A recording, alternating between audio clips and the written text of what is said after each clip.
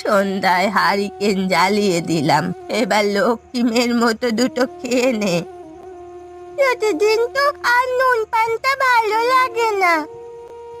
এই বর্ষায় তো ভাত ফোটাতেই মাথার ঘাম পায়ে ফেলতে হয়, কোন রকম মুখে দে রে তরুলতা, কিছুক্ষণ পর হ্যারিকেনের তেল ফুরিয়ে যাবে, তখন অন্ধকারে আর খেতে পারবি না।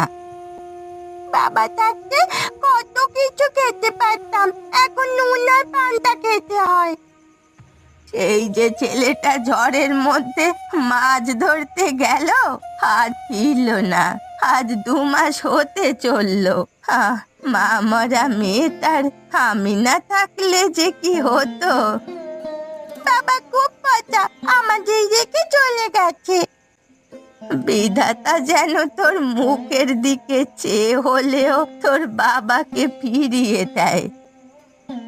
দিদা, তুমি আর কেঁদো না, আমার নুন পান্তা খেতে ভালো লাগে, এই দেখো আমি খাচ্ছি।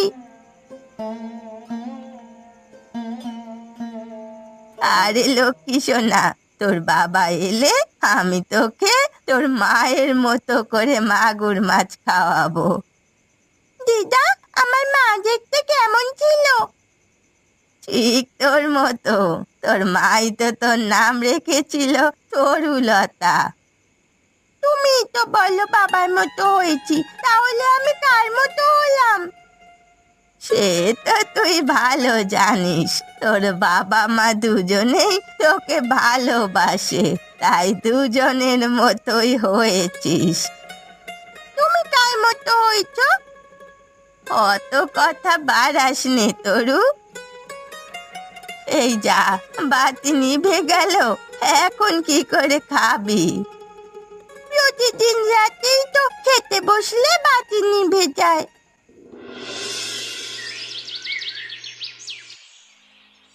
দিদা, তরুলতা আজকে 3 দিন খেলতে আসে না কেন? দেখরি তরুর গায়ে কি জ্বর, মা তো ছোটবেলায় মরেছে, এখন বাপও নিরুদ্দেশ।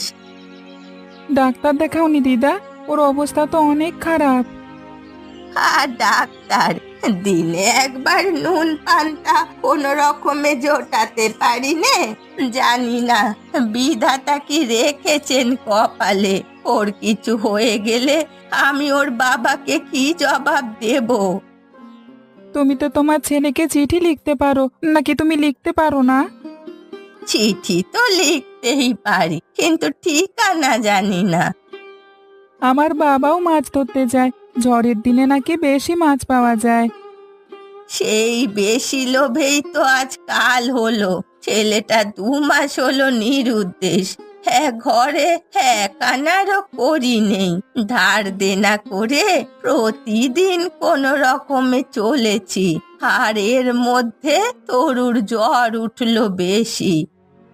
হায় হায়, এখন তরুকে তো ভালো ডাক্তার দেখাতে হবে, তুমি বাবার কাছে কিছু টাকা ধার নাও। তোর বাবা কি আমাকে ধার দেবে? কেন দেবে না? বাবা অনেক লোককে টাকা ধার দেয়, শুধু সাদা কাগজে টিপসই নেয়। সে কি কথা, কাগজে টিপসই তো ভালো না। আমি অত কিছু বুঝি না, বাবা সবাইকে টাকা ধার দেয়, আর তোমার টাকার প্রয়োজন তাই বললাম।